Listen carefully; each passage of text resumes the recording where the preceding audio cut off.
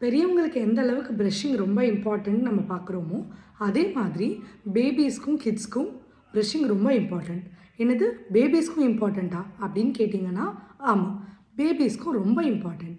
பேபிஸ்க்கு பல்லு வர்றதுக்கு முன்னாடியிலேருந்தே நீங்கள் after every breast feed or bottle feed நீங்கள் ஒரு காட்டன் ஆர் மஸ்லின் கிளாத்தை வச்சு வாட்டரில் டிப் பண்ணி அந்த கம் பேட்ஸ் அந்த ஈறுகளை தொடச்சி விட்டீங்க அப்படின்னா அந்த இடத்துல அந்த பால் போய் தேங்காமல் அந்த இடத்துல ஜேர்ம்ஸ் மாதிரி ஃபார்ம் ஆகாமல் உங்களுக்கு ஹெல்ப் பண்ணும். அதே மாதிரி ப்ரஷிங் எப்போ பண்ண ஆரம்பிக்கலாம் அப்படின்னா ஃபர்ஸ்ட் டீத் வர ஆரம்பிக்கிறதுலேருந்தே நீங்கள் மைல்ட் ப்ரஷிங் பண்ணலாம்.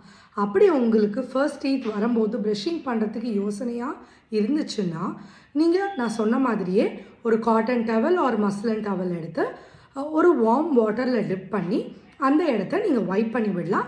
ஆஃப்டர் ஃபீடிங் ஆல்சோ லைக் சாப்பாடு ஊட்ட ஆரம்பித்ததுக்கப்புறமும் நீங்கள் அந்த மாதிரி பண்ணலாம்.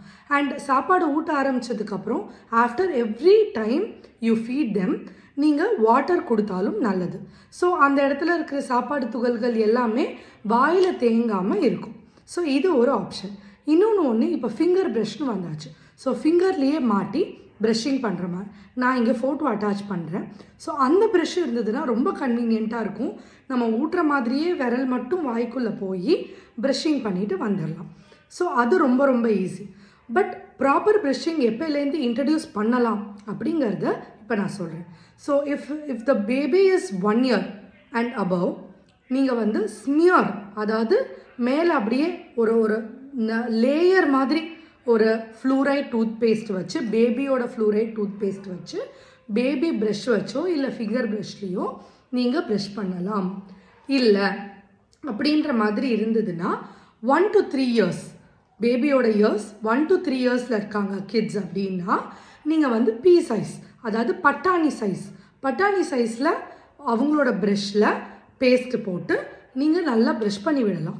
எப்போவுமே யோசிச்சுக்கோங்க, நல்லபடியாக ஞாபகம் வச்சுக்கோங்க, பேரண்ட்ஸ் தான் ப்ரஷ் பண்ணி விடணும். Under the supervision of parents மட்டும்தான் 3 to 5 years வரைக்கும் கிட்ஸ் ப்ரஷ் பண்ணணும். ஏன்னா ஃப்ளூரைட் டூத் பேஸ்ட் நீங்கள் கொடுக்க போகிறீங்கன்ற பட்சத்தில் அவங்க அதை முழுங்கிடக்கூடாது. Over swallowing of fluoride tooth paste will harm them. So எப்போவுமே பேரண்ட்ஸோட கைடன்ஸில் தான் ப்ரஷ் பண்ணணும். ஆர் பேரண்ட்ஸ் கூட ஒரு லெவல் வரைக்கும் பண்ணி விடலாம். ஏர்லியாக ப்ரெஷ் பண்ண ஸ்டார்ட் பண்ணுறது is a very good habit. அவங்களுக்கு ஏர்லி சைல்ட்ஹுட் கேரிஸ்னு வர்ற ஒரு ப்ராப்ளம்லேருந்து அதை பெருசாக ப்ரிவெண்ட் பண்ணும்.